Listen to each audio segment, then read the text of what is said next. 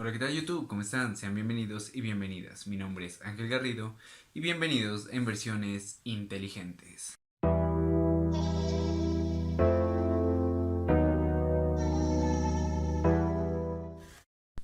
Bueno chicos, como habrán visto, el día de hoy estaremos hablando sobre cuáles son las crisis más importantes que hemos visto desde el año de 1900 hasta la actualidad en lo que ha sido la Bolsa de Valores de Nueva York.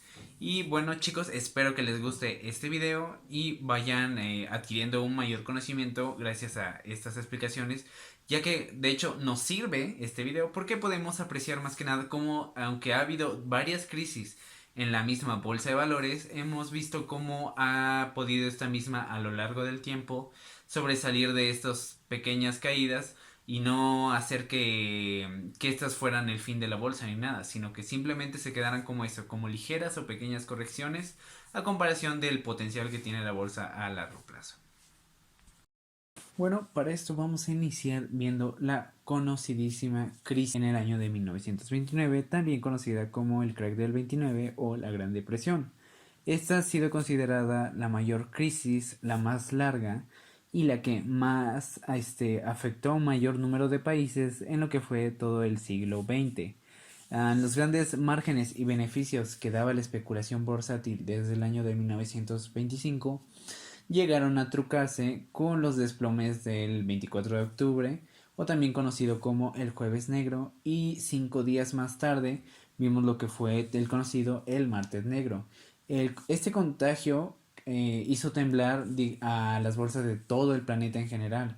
La recesión se sintió aproximadamente hasta finales de lo que fue la Segunda Guerra Mundial.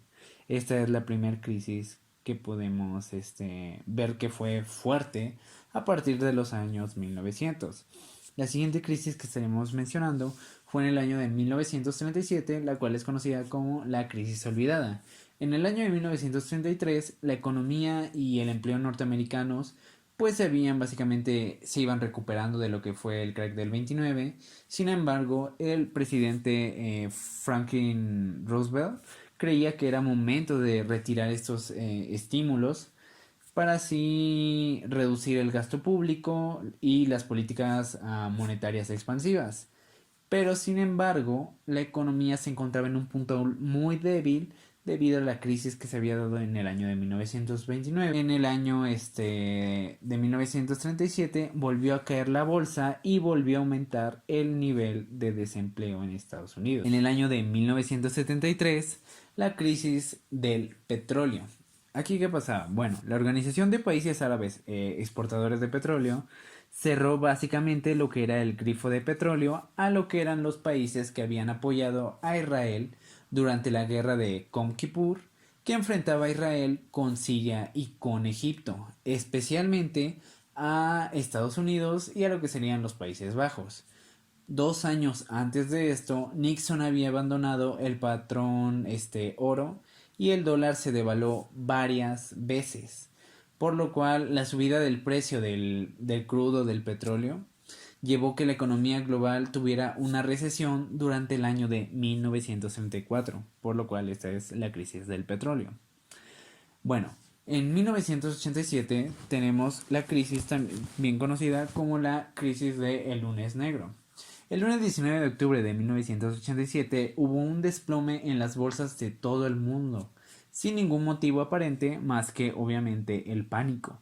Arrancó todo esto en lo que fue Hong Kong, ya que se propagó de a partir de Hong Kong a lo que serían las bolsas europeas, cuando éstas abrieron, y por último obviamente llegó a Estados Unidos. Warren Buffett, el gran inversor que conocemos que es muy conservador, llegó a perder cerca de 350 millones de dólares en un solo día. Y Bill Gates, el fundador de Microsoft, llegó a perder aproximadamente más de 250 millones de dólares.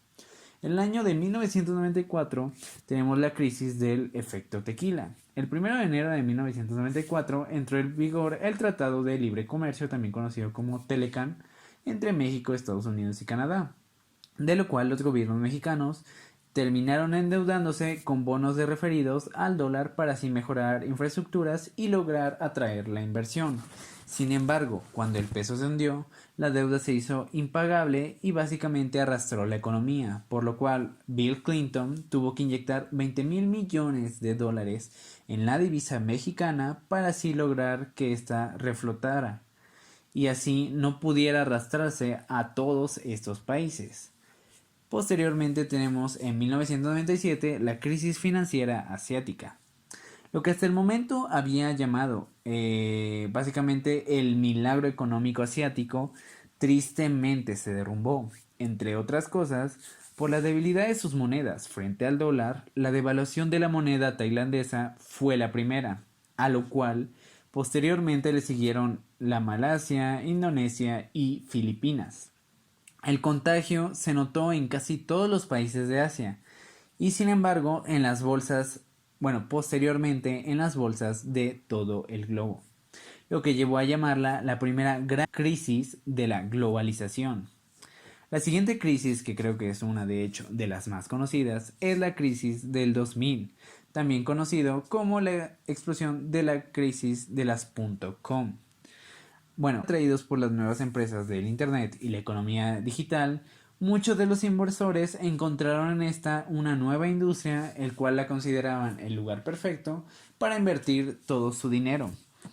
A lo cual los grandes movimientos especulativos convirtieron rápidamente este mercado en lo que sería una burbuja, y al no dar los resultados esperados, muchos de los inversores terminaron huyendo y en el año 2000 empezaron a caer todas estas acciones de todos basadas en este sector. Por lo cual el Nasdaq, que es el índice que ya conocemos que son las empresas tecnológicas, todo lo que fueron igual las bolsas de empresas electrónicas cayeron, pues básicamente todas estas pasaron de cotizar de por encima de los 5,000 puntos en el año del 2000 a tan solo 1,300 puntos en octubre del 2002. Cerca de 5,000 empresas.com terminaron en quiebra e incluso cerraron. Otra de las crisis más conocidas actuales, que son técnicamente recientes, es la crisis que tenemos en 2008, o también conocida como la caída de Lehman Brothers.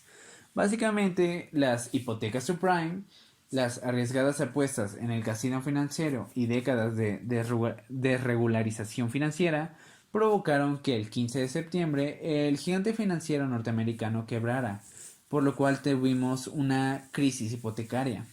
Esto generando que las bolsas de todo el planeta cayeron de manera estrepitosa.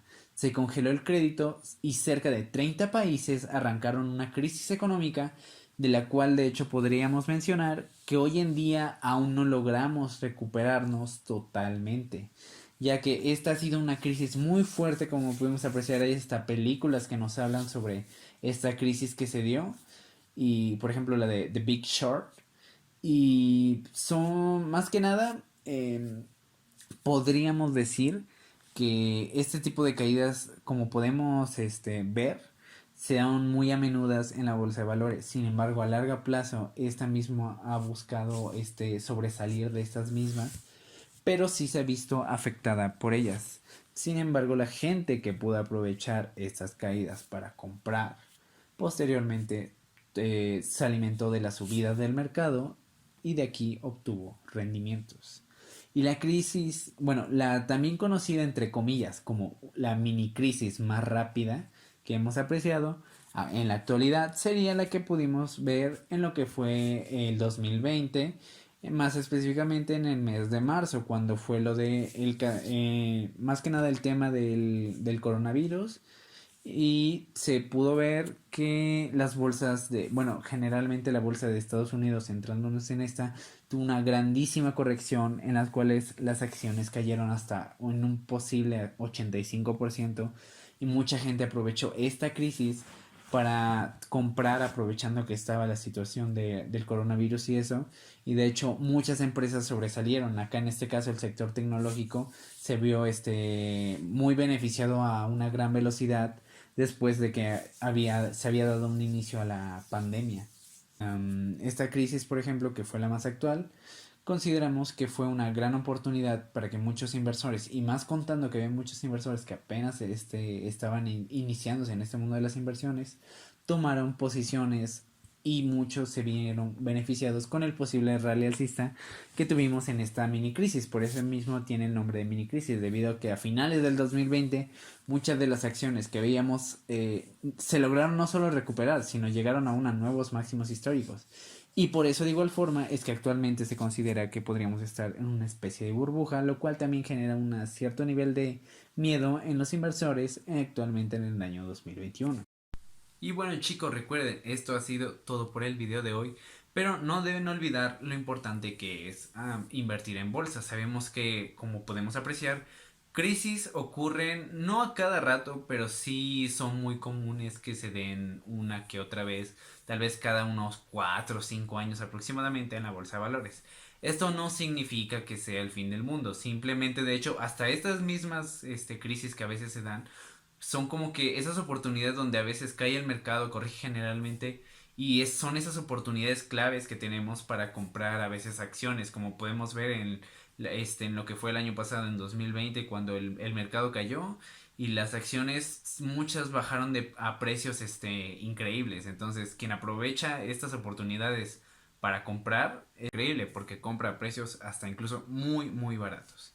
Y bueno chicos, esto ha sido todo por el video de hoy. Que pasen buen día, buena tarde o buena noche.